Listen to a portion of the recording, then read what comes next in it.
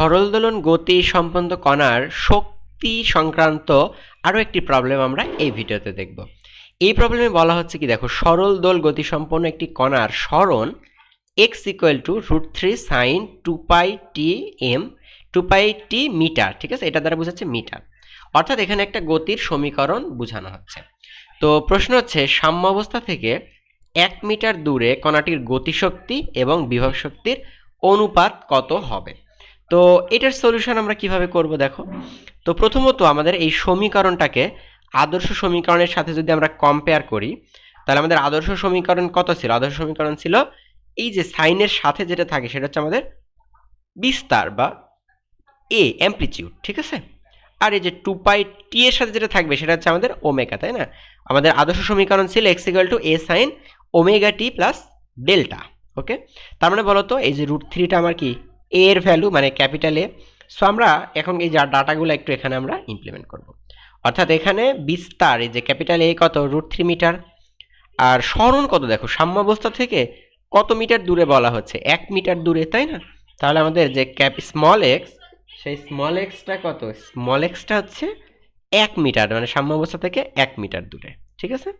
তাহলে এই দুইটা ভ্যালু আমাদের এখান থেকে আমরা বের করতে পারলাম। এবার বলতেছে কি যে গতিশক্তি ও বিভব শক্তির অনুপাত বের করতে বলছে। তার মানে অনুপাত মানে কি? ভাগ, অর্থাৎ উপরে হবে ইকে, নিচে হবে ইপি। তাহলে ইকে বাই ইপি, অর্থাৎ ইকে এর রাশিমালাটা আমরা লিখবো কোথায়? উপরে।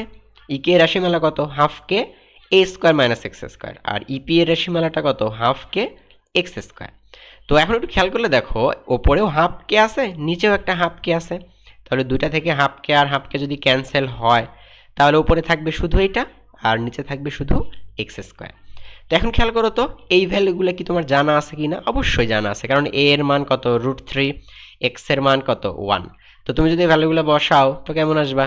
√3 square minus 1 square divided by 1 square. So একটু খেয়াল করো তো, √3 এর উপরে স্কোয়ার, তার মানে √3 আর স্কোয়ার কাটা গেলে এখানে শুধু থাকবে 3। আর এখানে 1 এর উপরে স্কোয়ার করলে তো 1ই হয়, তার মানে 3 থেকে 1 বাদ দিলে ওপরে হবে কত? 2। ওপরে হবে কত? 2। আর নিচে কত? 1 স্কোয়ার মানে কিন্তু 1ই, তাই না? তাহলে ওপরে হবে 2, নিচে হবে 1। এখন লেফট সাইডটা দেখো তো, ইকে বাই ইপি না? অর্থাৎ ইকে বাই ইপি, এই মানটা আমরা পাইতেছি কত? 2/1। তার মানে এই যে ভগ্নাংশটাই তো আমরা রেশিও বলি, তাই না, বা অনুপাত বলি। অর্থাৎ এটাকে অনুপাত আকারে লিখলে আমরা লিখতে পারবো E K is to E P this equal to 2:1। অর্থাৎ এটাই আমাদের কাছে তারা বের করতে বলছিল যে গতিশক্তি এবং বিভব শক্তির অনুপাত কত, এবং গতিশক্তি ও বিভব শক্তির অনুপাত তাহলে আমরা কত পাইলাম? 2:1, ঠিক আছে। এমসিকিউ এর ক্ষেত্রে তোমরা অনেক সময় তোমাদেরকে একটু চালাকি করে দেওয়া হয়, সেটা হচ্ছে যে বিভব শক্তি আর গতিশক্তির অনুপাত তখন কিন্তু 2:1 হতো, ঠিক আছে। তো তোমরা এগুলো একটু খেয়াল রাখবা যে গতিশক্তি আগে আছে নাকি বিভব শক্তি আগে আছে। এই প্রশ্নটাই যদি বলতো যে বিভব শক্তি ও গতিশক্তির অনুপাত কত, তাহলে কিন্তু আমরা ইপিটাকেই ওপরে লিখতাম আর ইকেটাকেই নিচে লিখতাম। তখন কিন্তু এই যে 2/1 না হয়ে তখন হয়তো 1/2, অর্থাৎ এটা রেশিওটা তখন হয়ে যেত 1:2, ঠিক আছে। সো অপশনে দেখা যাচ্ছে তোমরা তাড়াহুড়ো করার কারণে 2:1 এর জায়গা হয়তো খেয়ালই করলা না যেখানে ইপি বাই ইকে নাকি ইকে বাই ইপি দেওয়া আছে, ঠিক আছে। সো এই ব্যাপারগুলো আশা করি খেয়াল রাখবে। তো সরল দোলক গতিসম্পন্ন কণার শক্তির রাশিমালা থেকে এই এক্সাম্পলটা আশা করি বুঝতে পারছো। আমি পরবর্তীতে অন্য একটা টপিক নিয়ে হাজির হয়ে যাবো ইনশাল্লাহ।